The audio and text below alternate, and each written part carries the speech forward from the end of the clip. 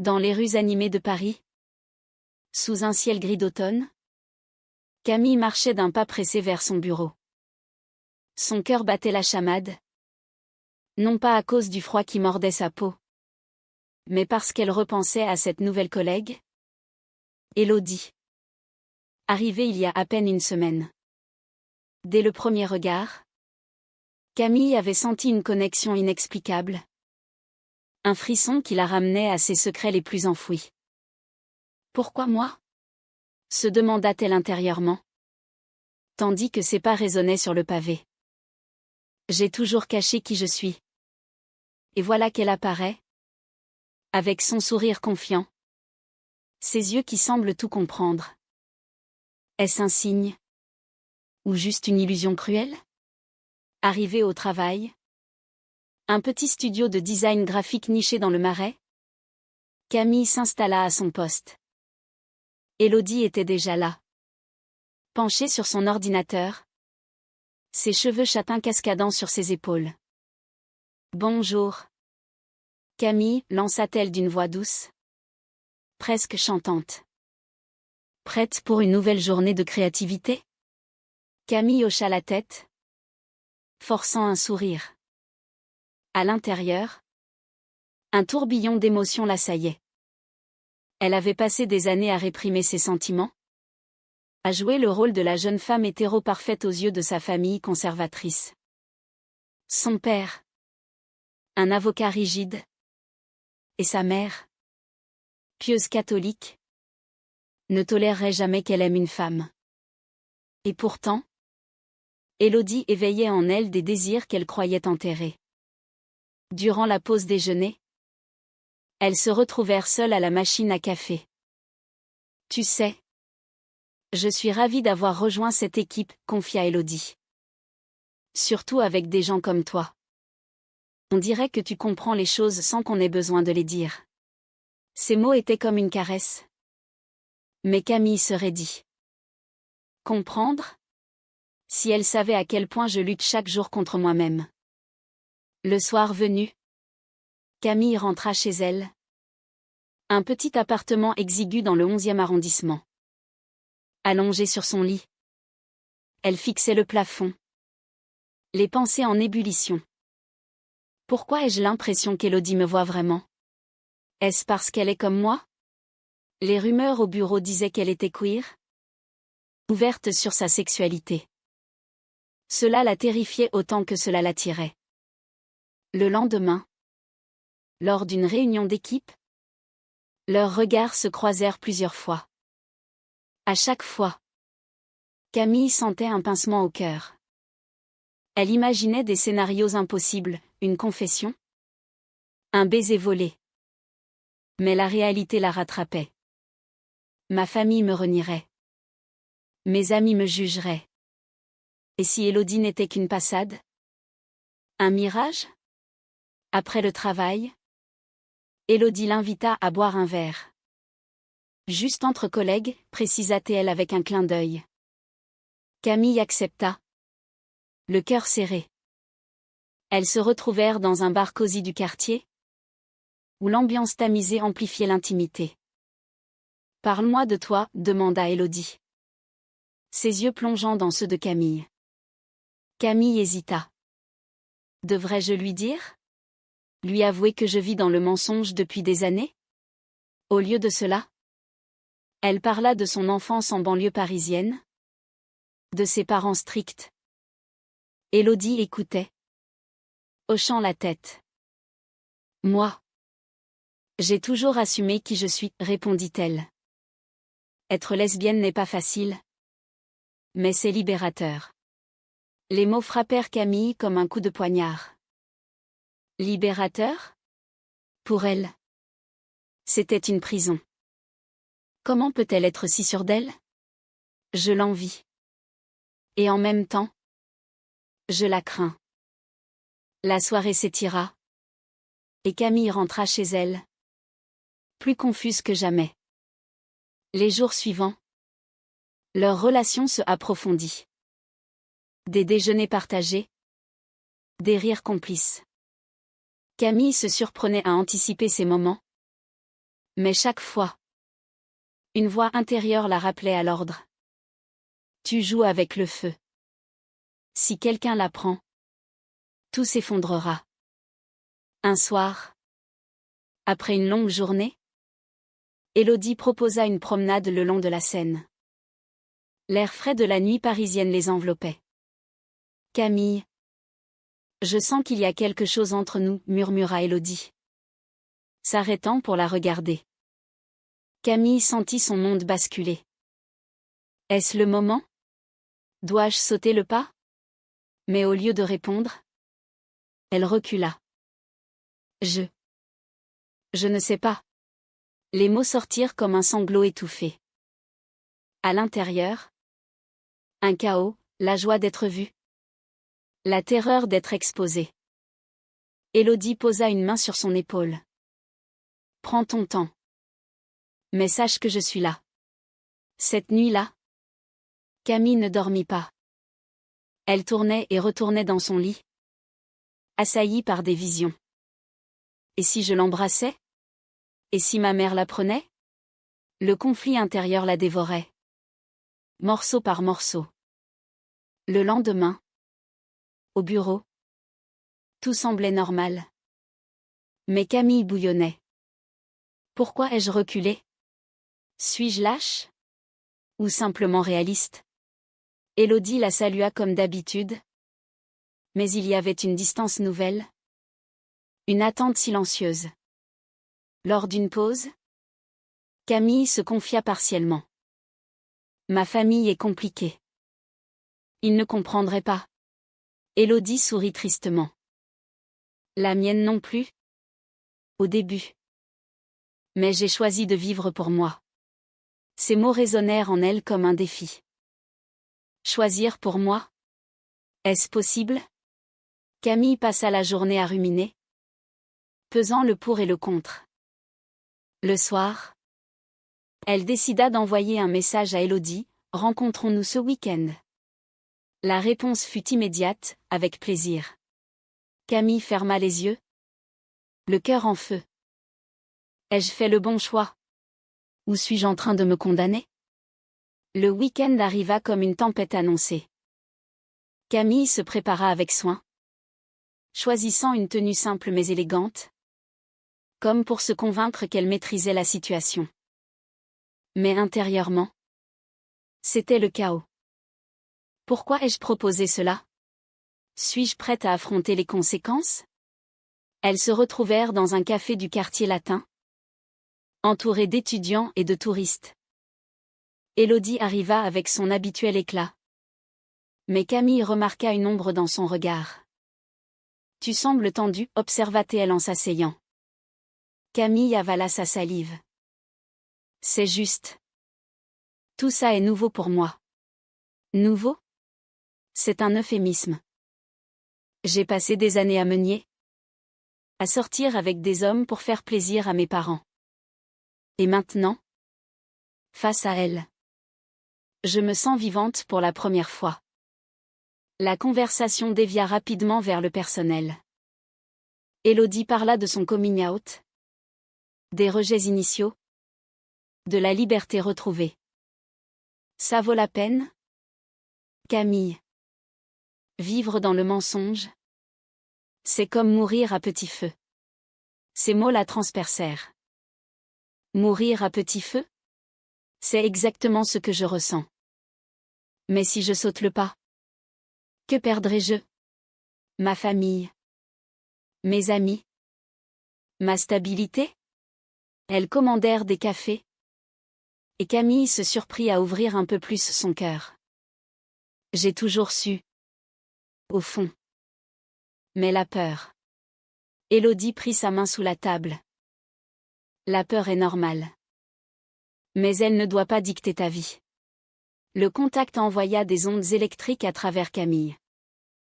Est-ce cela? L'amour? Ou juste une illusion dangereuse? L'après-midi s'étira en promenade dans les jardins du Luxembourg. Elles marchèrent côte à côte, leurs épaules se frôlant parfois. Camille sentait la tension monter. À chaque pas, Une voix intérieure hurlait, « Arrête. Pense à tes parents. » Mais une autre murmurait, « Vis. » Enfin. Soudain, Élodie s'arrêta. « Camille. Je t'aime bien. Plus que comme une collègue. » Les mots étaient directs. Sans filtre. Camille sentit son onde chanceler. « Je t'aime bien aussi. » Mais comment le dire sans tout risquer? Elle répondit d'une voix tremblante, « Moi aussi. Mais j'ai peur. » Élodie la serra dans ses bras. Un geste simple mais chargé. Camille se laissa aller. Les larmes aux yeux. Pour la première fois. Je me sens comprise. Mais est-ce suffisant? Le soir. De retour chez elle. Camille appela sa sœur. La seule personne à qui elle osait se confier partiellement. Il y a quelqu'un, murmura-t-elle. Sa sœur, plus libérale, l'encouragea. Suis ton cœur. Mais intérieurement, Camille doutait. Et si c'était une erreur? Les jours suivants au bureau furent électriques. Des regards volés. Des sourires secrets. Mais la pression montait. Un collègue fit une blague homophobe. Et Camille se raidit. Élodie rit poliment. Mais ses yeux trahissaient la douleur. Comment vit-elle avec ça tous les jours? Je ne suis pas assez forte. Un soir, après le travail, elles allèrent chez Élodie. Un appartement lumineux dans le 5e. Assises sur le canapé, elles parlèrent des heures. Ma famille m'a rejetée au début, confia Élodie. Mais j'ai reconstruit. Camille écoutait. Envieuse. Reconstruire? J'ai peur de tout perdre. Puis, dans un moment d'intimité, Élodie l'embrassa doucement sur la joue. Camille recula légèrement. Pas encore, murmura-t-elle. À l'intérieur, un conflit rageur, je le veux. Mais la société, la morale, tout me retient. Élodie respecta son espace. Mais la déception était palpable. Camille rentra chez elle, rongée par la culpabilité. Pourquoi ai-je reculé encore? Suis-je condamnée à la solitude? Le week-end suivant, Camille décida de confronter ses démons. Elle invita Élodie à une exposition d'art. Là, entourée de toiles abstraites, elle se sentit plus libre. Je veux essayer, murmura-t-elle. Élodie sourit. Et elles se tinrent la main discrètement. Mais ce bonheur naissant fut vite assombri. En rentrant, Camille reçut un appel de sa mère. Viens dîner dimanche. Ton père veut te parler. Le ton était grave. Sait-elle quelque chose? La panique s'empara d'elle. Au dîner familial, l'atmosphère était tendue. Son père, assis en bout de table, lança, on t'a vu avec une femme. En ville. C'est qui? Camille blêmit. Vu. Par qui? Elle balbutia une excuse. Mais intérieurement, c'était l'effondrement. Ils savent. Ou du moins, ils suspectent. Elle rentra chez elle en larmes, appelant Élodie. Ma famille. Il pose des questions. Élodie la consola au téléphone. On affrontera ça ensemble. Mais Camille doutait. Ensemble? Où vais-je la traîner dans mon chaos? Cette nuit-là, les cauchemars l'assaillirent. Vision de rejet. De solitude. Ai-je le droit de l'impliquer? Le prix est-il trop élevé? La suspicion de sa famille pesait comme un étau sur Camille. Chaque jour au bureau, elle évitait les regards trop insistants, craignant que quelqu'un ne remarque la connexion avec Élodie. Pourquoi ai-je laissé les choses aller si loin? Se reprochait-elle intérieurement. Maintenant, tout risque d'exploser. Élodie, sentant sa distance, l'invita à discuter après le travail. Dans un parc discret, elle demanda « Qu'est-ce qui se passe ? Tu sembles distante. » Camille hésita. Puis avoua « Mes parents suspectent quelque chose. Je ne sais pas comment gérer ça. » Élodie serra les lèvres. « Tu dois leur dire la vérité. Vivre dans le secret te détruit. » La vérité ? Facile à dire pour elle, qui a déjà traversé l'enfer. Mais pour moi, c'est comme signer mon arrêt de mort sociale. Elles marchèrent en silence. La tension palpable. Camille sentait le conflit intérieur s'intensifier. D'un côté, l'amour naissant, de l'autre, le devoir filial, les normes sociétales. Choisir l'un, c'est trahir l'autre. Le soir, seule, Camille rumina. Et si je rompais tout ? Épargner Élodie. Me protéger. Mais l'idée la déchirait. Pour la première fois, je me sens vivante avec elle. Perdre ça, c'est comme perdre une partie de moi. Au bureau, un incident accéléra les choses. Un collègue, jaloux peut-être, fit une remarque ambiguë, « Vous deux, on dirait un couple. » Camille rougit. Élodie rit pour détendre l'atmosphère. Mais intérieurement, Camille paniqua. Si ça arrive aux oreilles de ma famille.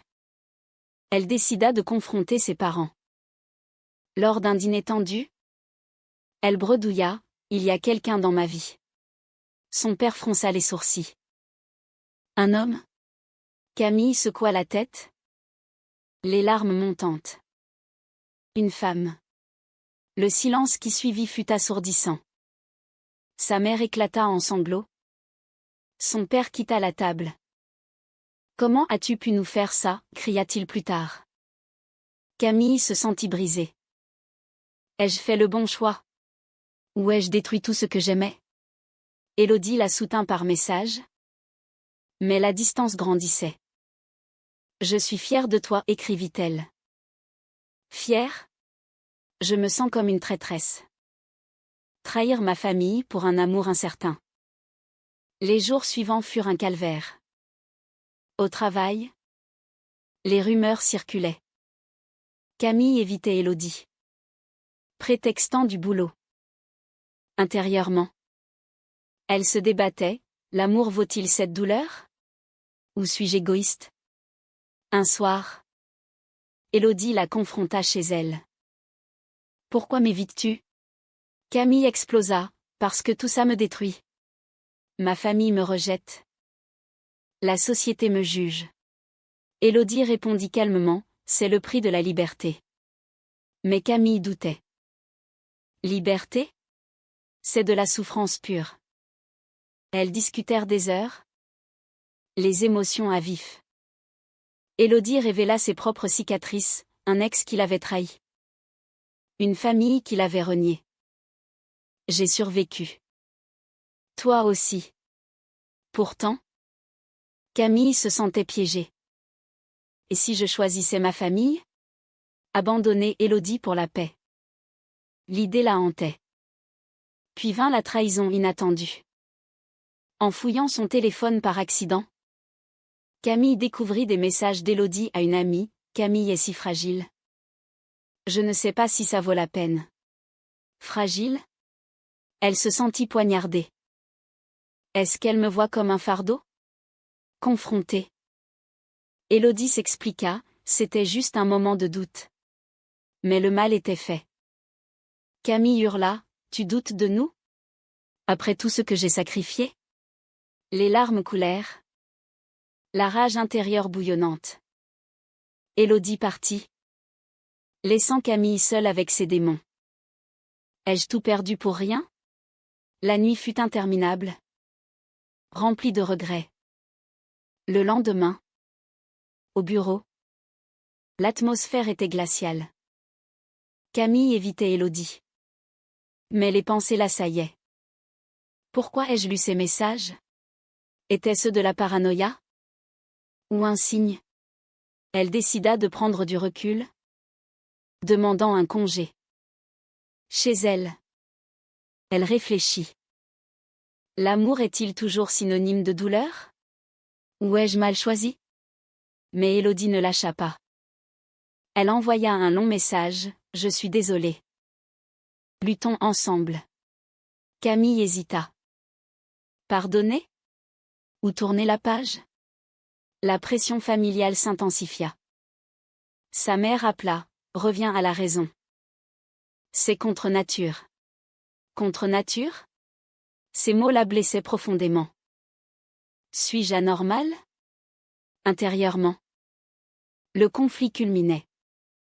Choisir l'amour. C'est défier la société, choisir la famille.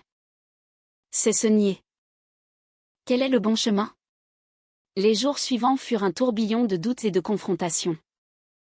Camille, rongée par la trahison perçue, ignora les appels d'Élodie. Pourquoi lui faire confiance?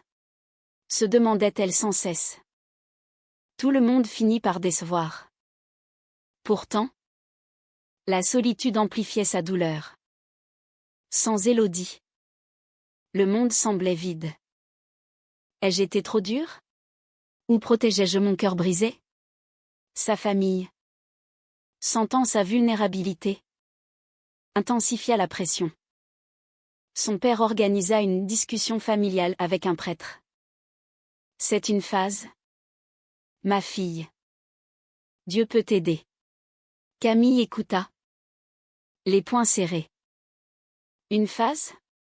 C'est qui je suis. Mais intérieurement, elle vacillait. Et s'ils avaient raison? Et si j'abandonnais tout pour la paix?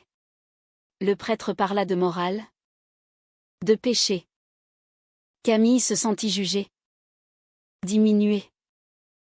Suis-je un monstre aux yeux de Dieu? La société française, malgré ses avancées, gardait des poches de conservatisme qui l'étouffaient.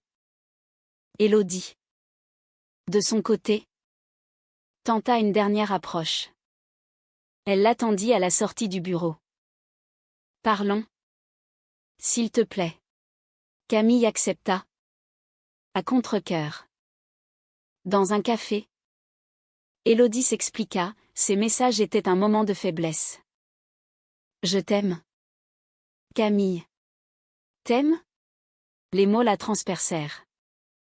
Mais la confiance était ébranlée. Comment te croire? Tu as douté de moi. Élodie pleura, parce que je vois ta souffrance. Et je me sens coupable. La conversation tourna au drame. Camille accusa, tu m'as poussé à tout révéler. Et maintenant? Je suis seule. Élodie rétorqua, seule? Je suis là. Mais tu me repousses. Les voix montèrent, attirant des regards. Camille partit en larmes. Ai-je raison de douter? Ou suis-je en train de saboter mon bonheur? Chez elle. Elle reçut un ultimatum de son père, choisis, nous ou cette vie de débauche. Débauche? Le mot la révolta. Mais la peur la paralysait. Perdre ma famille pour un amour incertain? Elle confia à une amie proche. Qui la soutint, suis ton cœur. Mais le cœur de Camille était en miettes. Quel cœur? Celui qui bat pour Élodie. Ou celui loyal à ma famille? Puis vint le point de non-retour. Élodie, blessée, confia à un collègue commun leur histoire. La rumeur se répandit au bureau. Camille, humiliée, la confronta, tu m'as trahi. Élodie nia, c'était un accident. Je cherchais du soutien. Mais Camille n'écouta pas. C'est fini. Les mots sortirent comme un venin. Intérieurement, elle hurlait, pourquoi ai-je dit ça? C'est comme me trahir moi-même. La rupture fut dévastatrice. Camille se noya dans le travail, évitant tout contact. Mais les nuits étaient hantées par des regrets. Ai-je sacrifié l'amour pour la sécurité? Ou étais-je naïve? Sa famille, apprenant la fin, la félicita. Tu as fait le bon choix. Bon choix. Elle se sentait vide, morte à l'intérieur. Puis, un twist inattendu, en fouillant les affaires d'Élodie au bureau, par curiosité malsaine, Camille découvrit des lettres. Élodie avait lutté contre sa propre famille, bien plus violemment qu'elle ne l'avait dit.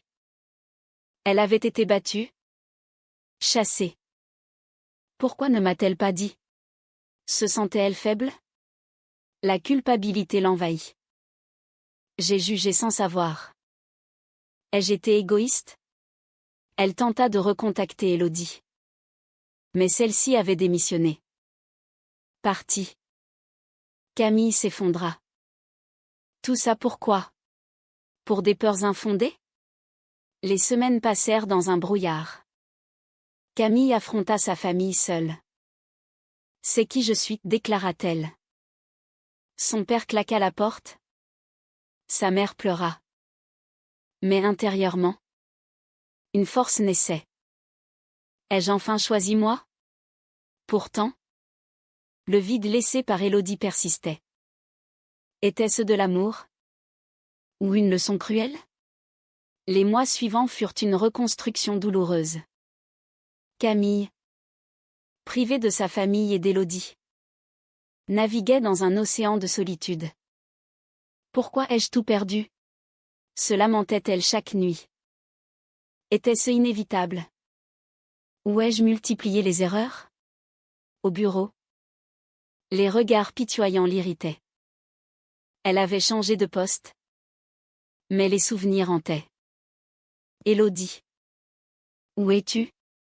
Penses-tu à moi?